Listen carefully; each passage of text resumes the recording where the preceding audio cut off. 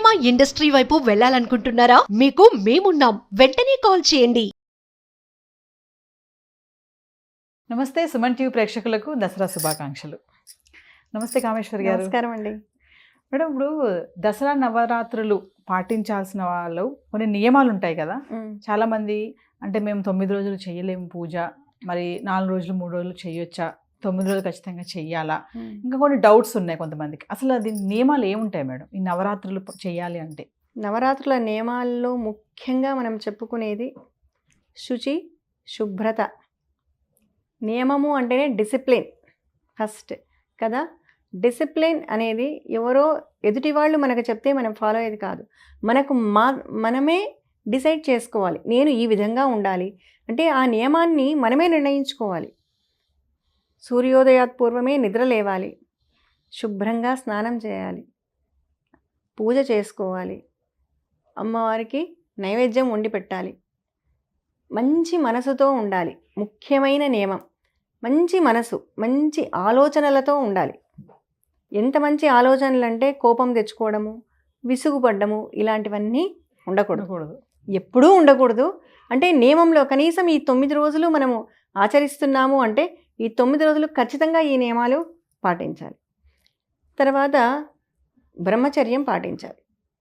ఎవరైనా సరే, ఆడవాళ్ళైనా మగవాళ్ళైనా బ్రహ్మచర్యం పాటించాలి. మనం ఇంతకుముందే చెప్పుకున్నాం, దేవీ నవరాత్రులు ఇవి. అమ్మవారు చాలా శక్తివంతంగా ఉంటారు. అమ్మవారు ప్రతి చోట ఉంటారు. మొత్తం ఇలా సర్వవ్యాపి అయి ఉంటుంది అమ్మవారు. కాబట్టి మనం ఎంతో జాగ్రత్తగా, అంటే ఏదో మనం భయపెడుతున్నామని కాదు, మనం డిసిప్లిన్గా ఉండాలని చెప్తున్నాను అంతే. నేను కొన్ని నియమాలు ఉంటాయి ఖచ్చితంగా, ఇవన్నీ నియమాలేనండి. పొద్దున్నే నిద్ర లేవడము, ఇంటిని శుభ్రంగా ఉంచుకోవడము, స్నానం చేయడము, శుభ్రంగా వంట చేయడము, అమ్మవారికి నైవేద్యం సమర్పించడము, పూజ చేసుకోవడము. పూజ మనకు వచ్చిన శ్లోకాలు చెప్పుకోవచ్చు. మామూలుగా అయితే అమ్మవారికి లలితా సహస్రనామం చెప్తారు, చండీ సప్తశతి చెప్తారు. చండీ సప్తశతి అనేది అందరూ చెప్పకూడదు. ఎవరంటే వాళ్ళు బుక్ ఉంది కదా అని చెప్పొద్దండి. దానికి పురోహితుడిని పిలిపించుకోండి, వాళ్ళ ద్వారా చెప్పించుకోండి. లేదు మీకు చెప్పాలని ఉంది, మీకేదో లలితా సహస్రనామం కూడా సరిగ్గా రాదు, చెప్పుకోవాలని ఉంది, టేప్ రికార్డ్ ఆడియో పెట్టుకోండి. ఎంతమందో చెప్పిన ఉన్నాయి కదా. మన ఎంఎస్ సుబ్బలక్ష్మి గారి దగ్గర నుంచి ప్రియా సిస్టర్స్, లలితా సిస్టర్స్, చాలామంది ఎంతోమంది పాడారు. వాళ్ళందరూ చెప్పినవి రికార్డ్స్ పెట్టుకోండి. అవి చెప్తూ బుక్ పెట్టుకొని చదవండి. ఎప్పుడు కూడా అపశబ్దం ఉండకూడదు, అది చాలా తప్పు. అంటే భయం అని కాదు, నియమం. అది కూడా మనం చెప్పే శ్లోకము కరెక్ట్గా చెప్పాలి. మనకేమీ రాదు కానీ పూజ చేసుకోవాలని ఉంది, పూలు తెచ్చుకున్నారు, అన్నీ తెచ్చుకున్నారు, పూజకు అంతా సంసిద్ధం చేసుకున్నారు, మరి నాకేమీ రాదు, నేను ఎలా పూజ చేసుకోవాలి? శ్రీమాత్రే నమః చాలు. అమ్మవారి నామం, ఒక్క నామం. ఎన్నో నామాలు ఉన్నాయి అమ్మవారికి, ఒక్క నామమే పట్టుకోండి, ఆ నామమే జపిస్తూ ఉండండి, సరిపోతుంది. కానీ తప్పులు మాత్రం చేయకూడదు. 9 రోజులు చేయలేని కొంతమంది ఉంటారు. 9 రోజులు నేను చేయలేనండి పూజ అంటారు కదా. అలాంటి వాళ్ళు మేడం, అంటే 1 రోజు 2 రోజులు చేసుకోవచ్చా? చేయొచ్చండి. 9 రోజులు చేయలేని వాళ్ళు 7 రోజులు చేసుకోవచ్చు. ఇదంతా మనకు ఒక బేసి సంఖ్యతో వస్తుంది అనమాట. 9 రోజులు చేయలేనప్పుడు 7 రోజులు చేయొచ్చు, లేదంటే 5 రోజులు చేయొచ్చు. అది కూడా కష్టం. 5 రోజులు అంటే చివరి 3 రోజులు చేసుకోవచ్చు అనమాట. చివరి 3 రోజులు. ఓకే. సప్తమి, అష్టమి, నవమి, ఈ 3 రోజులు కూడా మనము చేసుకోవచ్చు. ఇప్పుడు ప్రెగ్నెంట్ లేడీస్ ఉంటారు, ఆ 3 రోజులు కూడా చేయలేని వాళ్ళు ఉన్నారనుకోండి, మహర్నవమి ఒక్కరోజు చేసుకున్నా సరిపోతుంది. ఓకే. లేదు మేము ఈ 9 రోజులు చేయలేదు, విజయదశమి చేసుకుంటామంటే మాత్రం వేస్ట్, చేసినా ఉపయోగం లేదు. ఎందుకంటే మహర్నవమి చివరి రోజు, అమ్మవారి రూపం, ఆ శక్తివంతమైన రూపం మనకు ఉండేది మహర్నవమి రోజే అన్నమాట. కాబట్టి మిగిలిన రోజులన్నీ 8 రోజులు చేయలేని వాళ్ళు కూడా మహర్నవమి రోజు అమ్మవారి పూజ చేసుకుంటే చాలా ఉత్తమంగా ఉంటుంది. ఈ గర్భిణీ స్త్రీలు ఉంటారు కదా మేడం, వాళ్ళు చేయొచ్చా పూజలు ఈ 9 రోజులు? గర్భిణీ స్త్రీలకు ఈ పూజనే కాదండి, ఏ పూజకైనా ఉన్నది ఒకటే నియమము. 5 నెలల వరకు చేసుకోవచ్చు. 5 నెలల తర్వాత ఏ పూజ కూడా, అంటే ఏదో నిత్య పూజ చేసుకోవచ్చు, దేవుడి దీపం పెట్టుకోవడము, అమ్మవారికి పూలు పెట్టి వాళ్ళకు తెలిసిన స్తోత్రాలు చదువుకోవడము, అంతవరకు ఓకే. కానీ 5 నెలల తర్వాత ఏ పూజ కూడా, అంటే ప్రత్యేకించి ఈ వ్రతాలు అని కానీ నియమంతో కూడినవి కానీ ఇలాంటివి ఏవి కూడా వద్దు అనే చెప్పారు పెద్దవాళ్ళు మనకు. వితంతువులు ఉంటారు వాళ్ళు మేడం, వాళ్ళు చేయొచ్చా? అసలు మనము ఆ పదమే అనకూడదండి.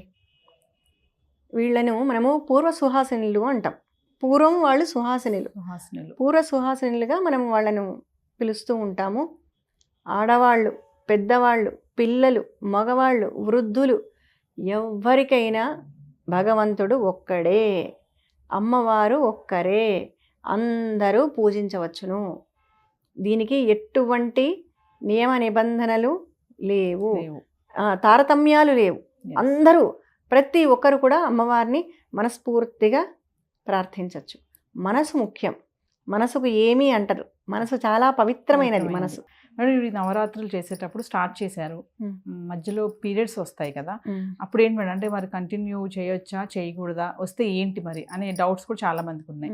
ఇప్పుడు సాధారణంగా రెగ్యులర్గా చేసుకునే పూజ వచ్చినప్పుడు వచ్చేస్తే వెంటనే ఆపేయాలి. ఆపేసి 5వ రోజు అంటే 4 రోజు స్నానం చేయాలి. అలాగే 5వ రోజు కూడా స్నానం చేయాలి. తలస్నానం చేసిన తర్వాత మళ్ళీ మారు స్నానం అని చేస్తారు 5వ రోజు. మారు స్నానం చేసిన తర్వాత వాళ్ళు పూజాధికాలన్నీ చేసుకోవచ్చు, కంటిన్యూ చేసుకోవచ్చు అన్నమాట. ఇది ఏ పూజలకైనా కూడా అదే వర్తిస్తుంది. ఇప్పుడు ముఖ్యంగా ఇలాంటి ముఖ్యమైన దినాల్లో ఖచ్చితంగా ఫాలో అవ్వాలి. లేదు ఇంట్లో ఎవరైనా చాలా గొప్పగా కలశ స్థాపన చేసుకొని చాలా పెద్దగా చేసుకుంటున్నారు పూజ, అప్పుడు ఇలాంటి ఇబ్బంది కలిగింది, అప్పుడు పక్కకుండి ఎవరైనా బయట నుంచి పురోహితుడినో ఎవరినైనా పిలిపించి వాళ్ళ చేత, అంటే అయ్యో పూజ ఆగిపోతుంది మా ఇంట్లో ఎలా అనే భయం లేకుండా వాళ్ళ ద్వారా పూజను కొనసాగించవచ్చు. కలశం అన్నారు కదా మేడం, మరి కలశం యొక్క ఇంపార్టెన్స్ ఏంటి మేడం? కొంతమంది కలశం పెట్టకుండా కూడా చేయొచ్చా పూజ అని అడుగుతున్నారు, పెట్టే చేయాలా కలశము అంటే దాని యొక్క ఇంపార్టెన్స్ ఏంటి మేడం? అది వాళ్ళ ఇష్టం అండి. అంటే ముఖ్యంగా మనం ఏం చేస్తామంటే వాళ్ళ ఇంట్లో ఆచారం ఉండాలి. ఇలాంటివన్నీ చేసుకునేటప్పుడు ఆడవాళ్ళకు ముఖ్యంగా అంటే ఇంటి ఆచారం ఉందా లేదా, వాళ్ళ అత్తమామల్ని అడిగి కనుక్కోవాలి మన ఇంట్లో ఆచారం ఉందా. ఆచారం ఉంది అంటే కలశ స్థాపన చేయొచ్చు. ఒక్కసారి కలశ స్థాపన చేశారు అంటే దానికి కట్టుబడి ఉండాలి. అదే కలశ స్థాపన అండి. కలశ స్థాపన చేశామంటే మేము ఖచ్చితంగా ఈ రోజు నుంచి ఈ రోజు వరకు ఈ 9 రోజులు మేము ఖచ్చితంగా పూజను ఆచరిస్తాము, ఈ విధి విధానాలన్నీ కూడా మేము ఫాలో అవుతాము అని చెప్పుకునేదే కలశ స్థాపన. ఈ కలశం ఎలా చేయాలి, ఎవరు పెట్టాలి? ఒకవేళ మీ ఇంట్లో పద్ధతి లేదని మీ ఇంట్లో పెద్దవాళ్ళు చెప్పారనుకోండి, కలశం పెట్టద్దు. ఒక కలశ స్థాపన ఎలా చేయాలి అనేది ఇప్పుడు చాలామంది క్వశ్చన్. ఆ కలశంలో ఏం వేయాలి, కలశానికి ఏది వాడాలి? బంగారు, వెండి, ఇత్తడి, రాగి, లేదు అంటే మట్టితో చేసిన ఒక కలశాన్నైనా మనం పెట్టుకోవచ్చు. అంటే చెంబు, కలశం అంటేనే చెంబు. ఇంకా ఈ కలశంలో ఏం వేయాలి? కలశంలో నీళ్లు వేయచ్చు, జలం వేస్తే ఉత్తమం.